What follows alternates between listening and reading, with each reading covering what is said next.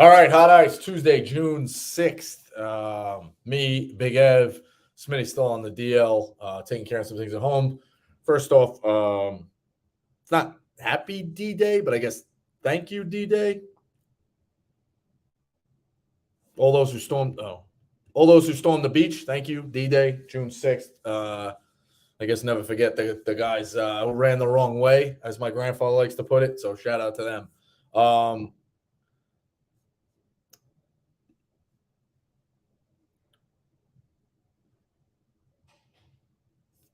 Big Ev, in terms of headlines, you with us? Nope. Is he back with us? All right. So, here we go. Wait a minute. All right. So, in terms of headlines, Manoah last night in the chat getting absolutely destroyed on the mound, getting absolutely destroyed. Is it just a pitch clock? What's he using as a disaster? Was it as an excuse? What's really like? What have you seen? Is it mechanics? I mean, because he's a mess. He's a mess. I mean, I don't know. I don't think you would just point to like the clock. I mean, he's just getting shelled. Like he's getting hit hard. He's walking guys like I don't know. He's 25 years old, 26 years old. I don't know what's going on. See, part of me wants to poke fun because he was the guy who talked shit about the Yankees. Now he stinks. But there's part of me as a fan of hefty athletes, there's part of me who wants to root for him. But he is just god awful. And I think it's like I'm not going to sit here and pretend like I'm a pitching coach. I'm going to break down his mechanics, even like a Carl could or somebody that would know better than me. But they got to send this guy down. Like he's a liability. Like he went from their ace to being legitimately like he shouldn't even be on the roster. He's so bad. You know what's interesting is I can't believe they keep like him like them being the favorites. Like, I get they're at home. And like Vegas almost decides to call up to him. Like he's horrific. Yeah. He let up 6 runs. He got pulled. He got 1 out. Right. And I mean, we'll touch on again, like Houston's a dog again today. I would imagine that's going to sweep the board. We'll get to that. But in a bigger picture type of thing, has there anybody that's been a bigger paper tiger than the Blue Jays and possibly the Padres? I know the Padres kind of saved face last year with that NLCS. But if we go 5 years here with this core and this talent and these animals at bat who are so good and they only get to one NLCS, like that's a failure. And the Blue Jays might not do anything. Remember when the Blue Jays just laid down a couple of years ago and could have won the East or at least won the wild card? Am I crazy? It was during COVID, I feel like, or 2021. I think it was the end of 2020. Maybe it came down to the last day of the season. They collapsed at the end. They didn't make the playoffs at all. It was the Yankees, the Red Sox, and the Blue Jays, and all they had to do was win. Like disaster of a week. So like the Blue Jays might be the biggest frauds out there. I'm kind of getting tired of the Blue Jays being like a thing. They stink until you do anything. That's kind of where as a Yankees fan it was just a little bit frustrating because not like listen, they weren't going like Grizzlies level, just like talking like crazy shit, but you were guys like Manoah making comments that he never want to be on the Yankees and this and that out. Like, but this team has a phenomenal young core. They signed Springer. They've obviously got they're like Bichette, Vladdy Jr. is incredible. Obviously, yeah. Like they have like some of the other guys like you have Manoah, this young pitcher who's this new ace come around. They signed Barrios. Like these guys, they're going to be this great team. They still haven't won a playoff series. They've done literally nothing. Nothing. They haven't made out a wild card game. They've done nothing. No. And this team has been getting jerked off for 3 seasons straight. Yes. And they've done literally nothing. Right. And listen, like the Yankees, and the Yankees had to say, listen, we've underachieved. I've been very clear about that. But I mean, that's why the Manoah thing frustrated me, and I'm sure other Yankees fan when he's running his mouth when they haven't done anything. Like, you gotta earn it. Like win a series. Make an ALCS. Do something. It's getting frustrating. To remotely hang your hat on. It's annoying. Obviously, like the Yankees are rivals with them, like in the division, but I find them a lot of their players likable. Like I think Vladdy Jr. is a likable guy. Springer, Springer obviously has a little bit like he is the Astros like villain ties, but right. I don't think he's like a horrible guy. Like even like Bichette, I think is a likable guy. but they just haven't put it together. I wonder if this season, if they don't, say they make the playoffs this season, do you look for a new coach? Do you start trying to move pieces around? Like, what do you like? I think they got enough. Like, obviously, I don't think you just get rid of Bichette or Vlad or any of these guys. I think that'd be stupid.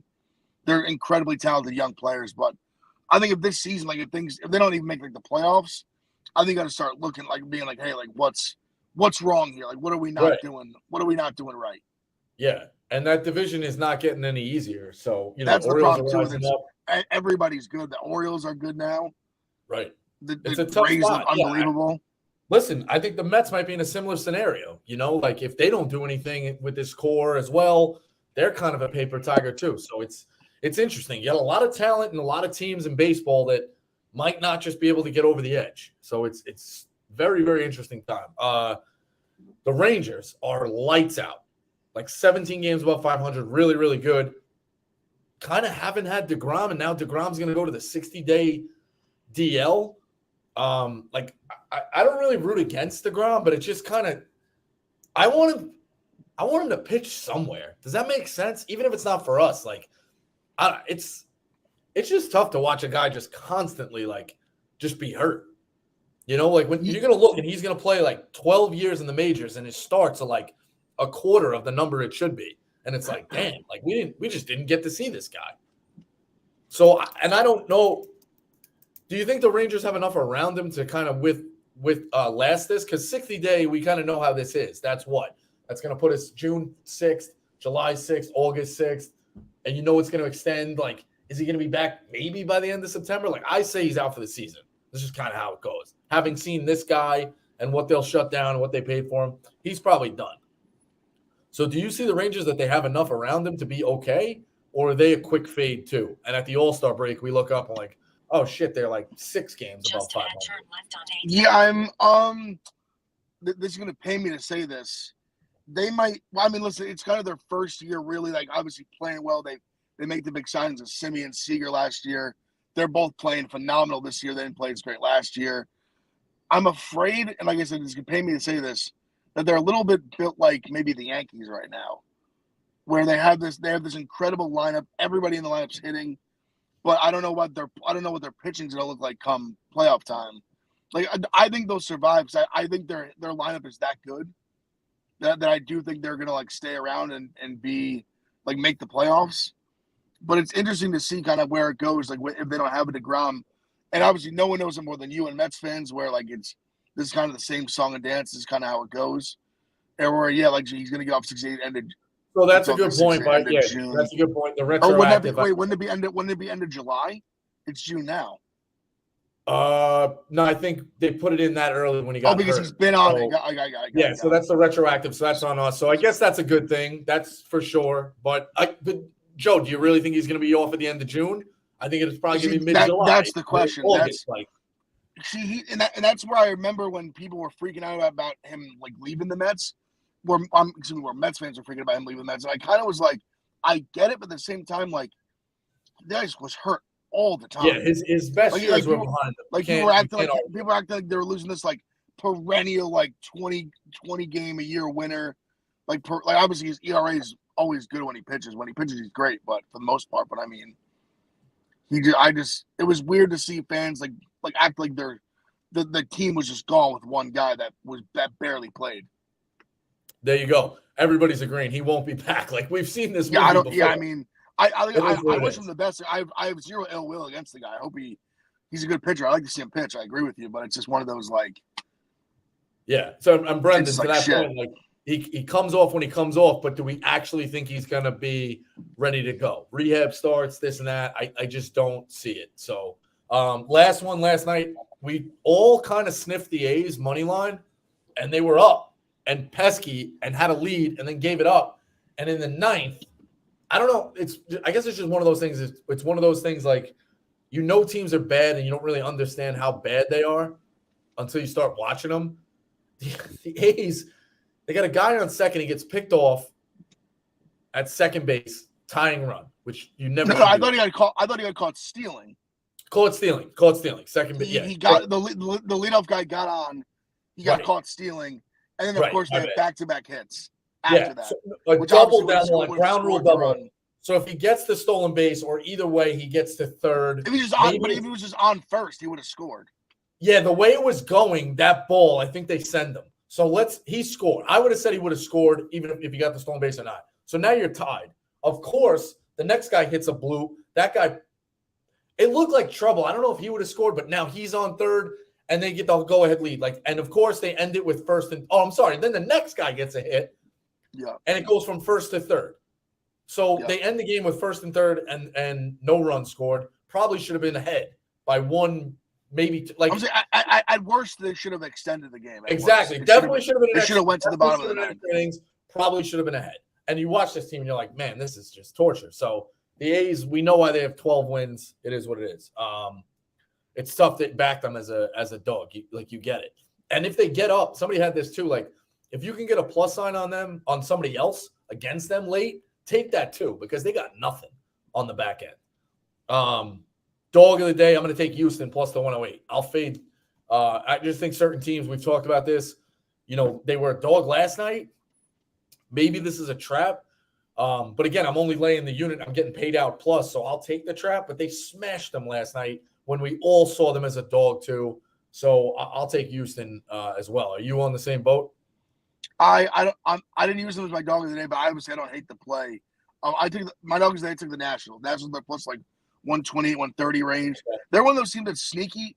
They're not as bad as they were the last couple of years. Like, I'm talking like basically post Soto trade, even before that, I guess. They're sneaky, not bad. They've got like Urban's on the mound today. He's been like actually decent. And the lineup is not horrific. Like, listen, when I say not horrific, it's not great by any means. They're not even like an average team, but I think people are still kind of thinking about them as this like horrible, like almost like not A's level, but kind of like that level of like they've just given up. They've got some good young guys. They're not horrific. They fight. I like them plus 125, 130 at home in that range. Yeah. And the A's get all the the credit or all the attention of being so bad. The Royals are just as bad, which ties into they've been brutal.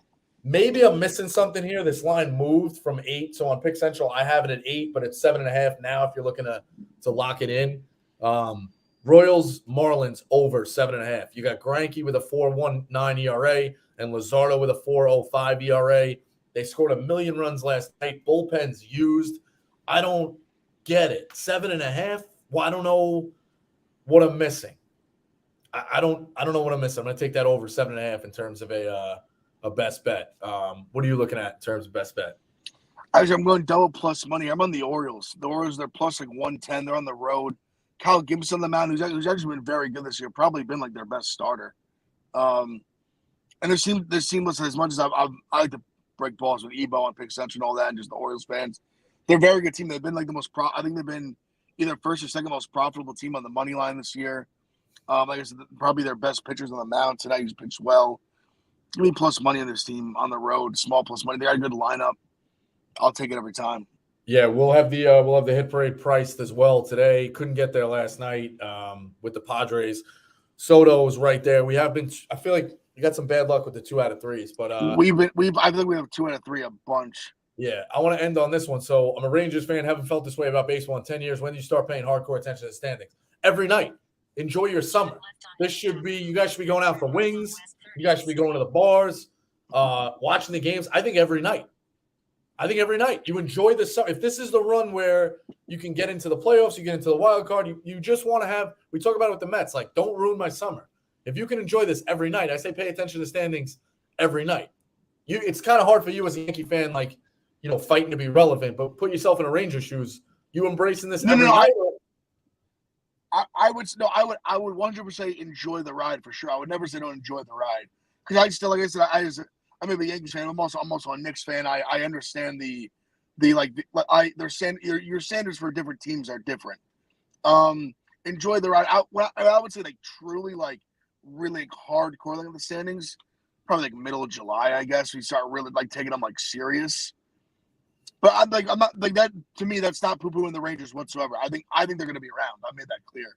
Sure. I think they're going to be a playoff team this year. I'm just thinking if you're like talking to me like honestly like really starting to like work like really like lock in on the standings and really be like so active of it like day to day. Probably like mid-July is when it's really you're starting to get to where you just have like you're getting back to where you're like a month and a half, like 2 months of the season left. So I It's think really starting to get to that grind time. I would go two different ways there. Yeah, in terms of the standings, live or die, July. But in terms of making this a thing and enjoying the summer and embracing this run right now, dude, you're in first place. Yeah, sure. Absolutely. Get all in right now. Yeah. So yeah, I'm all for it. Good for the Rangers fans. God bless. Exactly. They're a fun-ass team to watch. It's nice to be back. It's nice to be back. Very fun team to watch. I enjoy.